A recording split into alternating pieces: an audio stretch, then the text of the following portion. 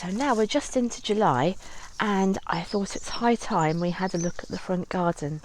So most of the roses are actually over now. There is just a little hint of one or two hanging on there. When we get round the corner, I'll be able to show you one which is open, of Boscobel. I've actually picked a few of the last ones that were open, because I wanted to dry them to make an infusion of oil and to make some things out of. Most of the roses may be over, but there's lots of other things that are actually a bit later flowering in the summer that'll be beautifully in flower for Lammas, I think, and they're just coming out now. So I don't know whether you remember these really tall ones from last year, but they are the cultivated burnet, which is called something like Sanguscorba, if I remember rightly, and they are taller than me now, as the willow is, but you'd want the willow to be really. It's getting to the point where it might tie into an arch before too long. I haven't tested that out myself yet. Anyway, the dogwoods are looking really healthy and nice. The flowers are over now. I think that I'm sure they'll have berries in due course. There's just one that was beautiful Boscobel rose, actually. I don't know if I can get it in so you can see it. That's what the roses were like when they were out. And the Desdemona as well, which is over now really. There were about 3 beautiful blooms left, which I sacrificed because I wanted to infuse them in oil. So I did that, and they're so beautifully scented that hopefully there'll be a nice scented oil to use in something like a salve or a lotion. I haven't decided quite what yet, but I just wanted to, before they'd all finished, I just wanted to harvest a few. Now you might wonder where the garden guardian is, and the answer is he is really, really tucked away down here under the dogwoods, but he is still there as ever, looking just as thoughtful as ever he did. The frog is here too. You can see all the rose petals showing how many roses there have been out. I have been deadheading them as well. Now this is something else. Oh, here's some berries actually coming on the dogwood, so you can see what they're going to be like. They're white berries, and the birds will love those later on. These are some of my very favourite flowers, and I'm very glad to see that they're just on the well, I wouldn't say they're on the verge of coming out, but there's promise of them coming out, and they are the heleniums. They're the bronzy ones. Again, I don't know whether you were watching the videos last year, but they are absolutely lovely. They are called, I think they're called Moorheim something. I used to know. Moorheim Beauty, perhaps? That would be appropriate. Here's just to take my mind off the fact I can't remember what that's called. This is the Alchemilla mollis. I do know what that's called, and that flowers for a really long time. It's beautiful. I love the lime and green flowers. And there's some more of the Sanguscorba on this side as well. These roses are still out, and that is the Emily Bronte one, which is a beautiful cluster there, a bit of a late cluster going on. And the roses on the trellis are basically over as well, but they were lovely, and most of them seem to flower over on the other side where my neighbours are, because that's the south side, but there were plenty on this side as well, and lovely clematis. And here I'll show you a clematis flower that's still out there, lovely. And this is something else which is only just coming out, and this is the sea holly, and this is one of the plants that was chosen for its wildlife friendly properties, because what's left in the winter is favoured by overwintering insects. So that's one of the reasons I chose quite a few of the plants in the garden here. The pond really is totally hidden, but it is still there, I promise. And there are little fairy strawberries, alpine strawberries around the edge, which I have been eating. I've been harvesting just a little handful at a time and having them on my breakfast, and I've also frozen some. I've been gradually putting them, as I collect a handful, I'll put it in the freezer, so eventually there'll be berries, all sorts of mixed berries actually, for smoothies, etc. later on, because there aren't really enough to do very much with at the moment. I haven't got much fruit. It's a bit sparse, which you'll see when we get to look at the back garden, that it's not exactly a roaring huge harvest of things. There's been a lot of insect and bird and I don't know what activity, which is Not done an awful lot for the harvest for me, but that was always only part of the story. I've always wanted the garden to feed all the creatures, of whom I am only one. Anyway, I wasn't ever intending to do things like netting fruit against birds or putting down slug pellets or anything like that. I'm just letting nature find its own balance, and that means, until it does, that the actual fruit which is left for me is not a great deal, basically just a handful here and there, but I'm gathering it together. My favourite fruit is black currants, and so I've been able to collect a few black currants, but I'm going to be taking some cuttings from the bushes, so there'll be a lot more bushes, and so hopefully in balance there'll be more for me as well as all the other wildlife in the garden. So another thing I haven't shown you actually yet is that this rose doesn't have many flowers on, but when there are, they are absolutely lovely. You've got to catch them while you can, and that's called Lochnivar. It's a very favourite rose. That's the one I call the fairy rose, because it's really delicate. This is the foliage, and that's another little bud. So you can see how it's all pointy.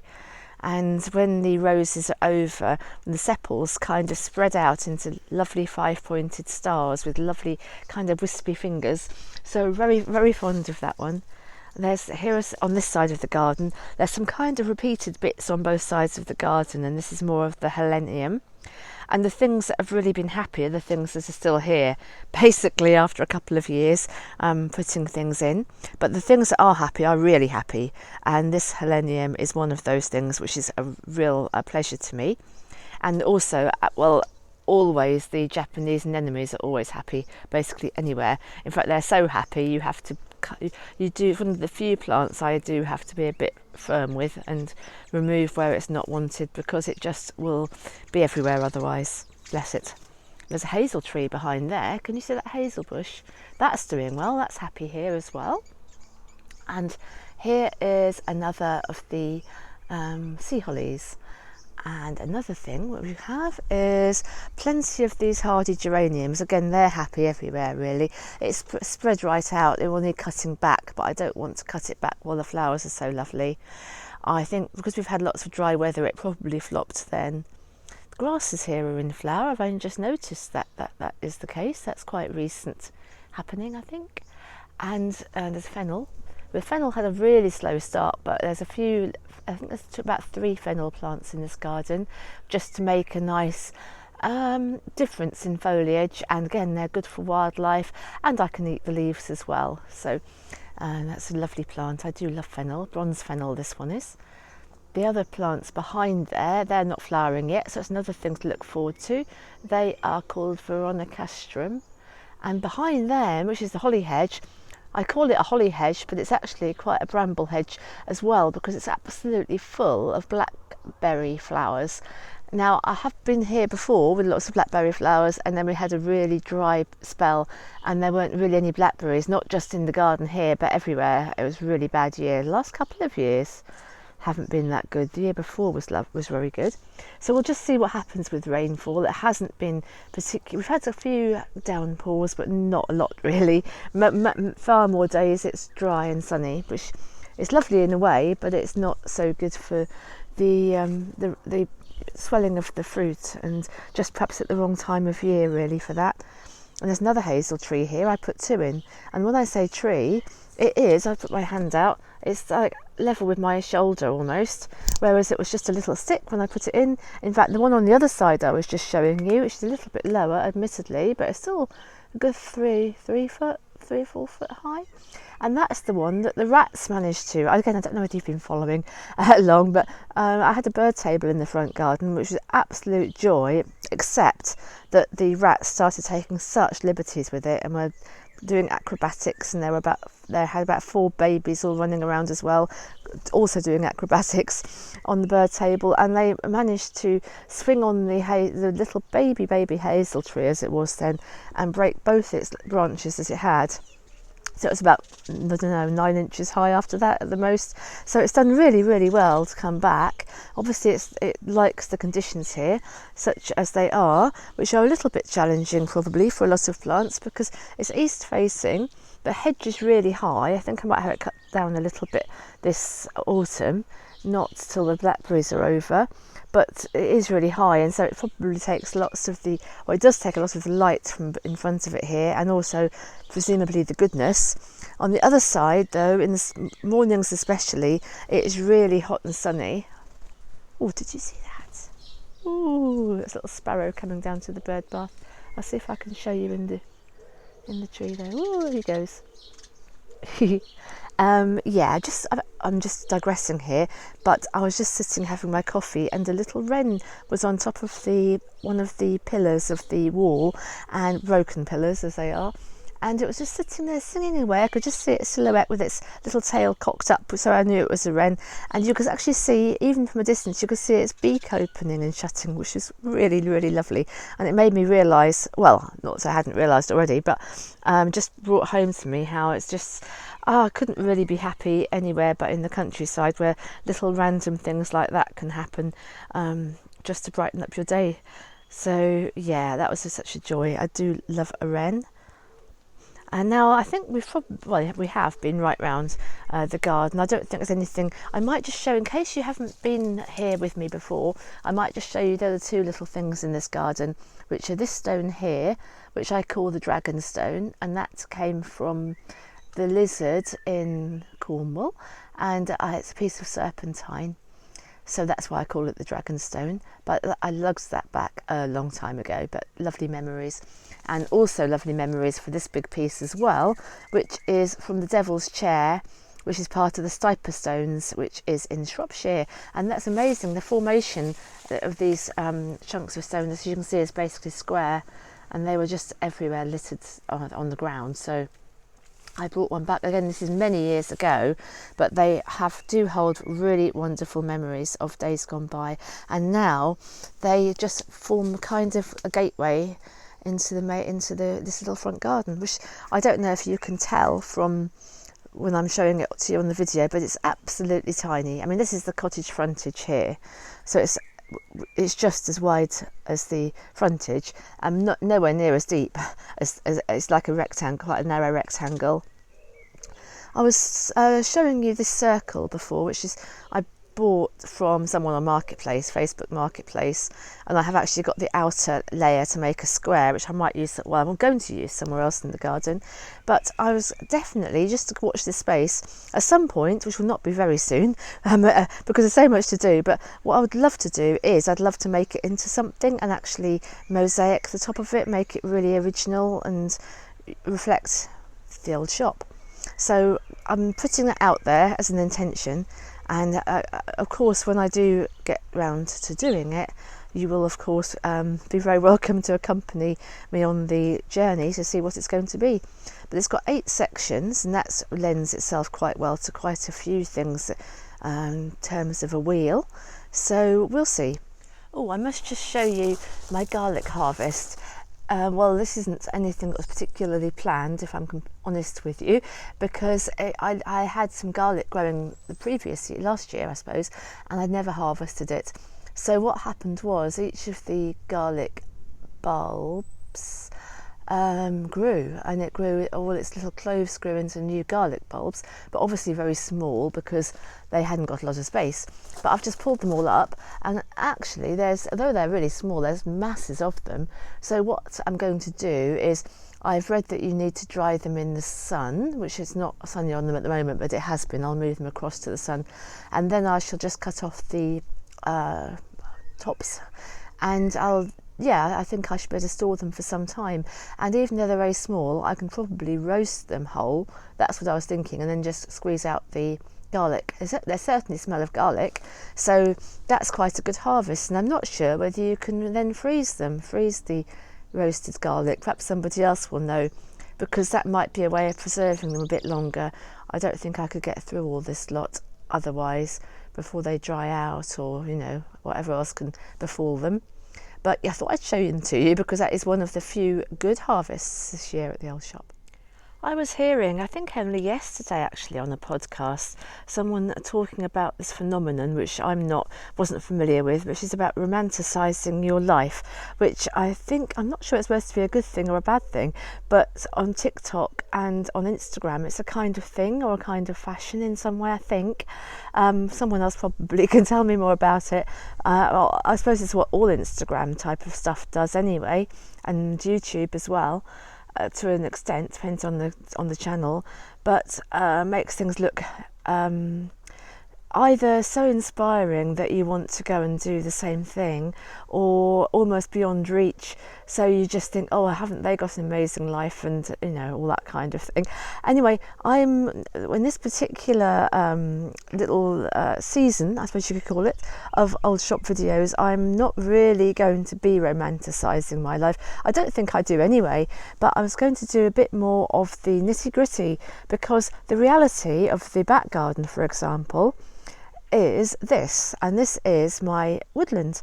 Now you might think, wow, those trees have grown and so they have, but you can't actually get into it because they're in front of me. You can see there's a thistle which is as tall as me, and well, there's all sorts really. And not that I mind wild plants, I have to say quickly. In fact, I love them. See, this St John's wort has put itself here, and look, it's beautiful. I've harvested some. I didn't plant it, it just arrived. So I'm not averse at all to what other people call weeds. I do object to thistles, though, I must admit, because they are lethal when you're trying to get through to actually look at what you've got. Although, of course, the thistle flowers are attractive to insects as well, pollinators. So it's a difficult one, because I really want to make this a really wildlife friendly garden, and part of me just wants to let happen what wants to happen. But when you look at the ground, this is the ground cover, which again, it's good to have ground cover between your trees because it conserves moisture, and I haven't been able to water very much, or certainly not since it grew up like this. Although, again, I'm talking out loud here, but is that a bit of a challenge, or is it interesting to let things do what they want to do? I'm not sure, but I do know one thing, and that is that where this is bindweed. This area here I'm going to have as grass for the fire pit, all these lovely things, and this is what it's like at the moment. So this is the non-romanticising my life section. So this is my watering can, or one of them. As you can see, it's not the one I've been using, but luckily I found where it is under this bindweed mountain. And the plants, my trees, all covered in bindweed. And you might say, well, why hasn't she just dealt with it? Which is, of course, a very good question. But I just find, just being me here, and having to divide my time between particularly doing my candle project, which I love, but it is all consuming. So there's a couple more weeks now until I get the Kestrel's Eye candles posted out, and that is usually about 4 or 5 days in a row of actual posting, and there's a lot more work to do on them yet as well. So this isn't something which is going to get addressed anytime very soon, but I like to try and get out here.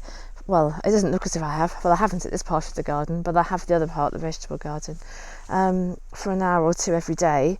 That doesn't really make a lot of difference, to be honest, but it just makes you feel you're doing something, and particularly putting in some late vegetable seeds. So this isn't a full tour today. This is just me showing you the reality of what it's like at the moment, and hopefully it will be a good reminder when it all is sorted out, and we'll have a look at it again. Well, I'm sure we'll look at it again before it's all sorted out, because you might be waiting a long time for that. Look at the bindweed on this sea buckthorn. It's crazy. You would not think any plant would be quite so vigorous as this bindweed is, but this is a lesson in extreme bindweed. But at the same time, I'm standing by this tree, which is Adam's pearmain apple tree, and there is fruit, like on the fruit trees. Not that many apples on each tree, but a few. And if it, like here, look, that's really nice, and they are actually growing quite a lot. They're at different stages because I purposely chose some early, mid and late varieties. And there's also the pear trees. I've got 2 pear trees. One has basically got about 2 pears on, but the other one's full of pears. So I will just show you that. We'll just walk across here, back through the bindweed. I know. Look at this. This is the spout of the wheelbarrow watering can. And there's a couple. There's about 1 plum on the plum tree there. 2, perhaps 3. Not sure. And this is the pear tree, so this is a bit of pride and joy. It's got lots of pears on. I know I mustn't count my chickens because anything could happen to them, but they are looking very promising. And that's a commies pear, which is a very well-known variety, I know, but apparently it likes the shelter of a south-facing wall, and having the luxury of a south or southwest facing wall, something like that.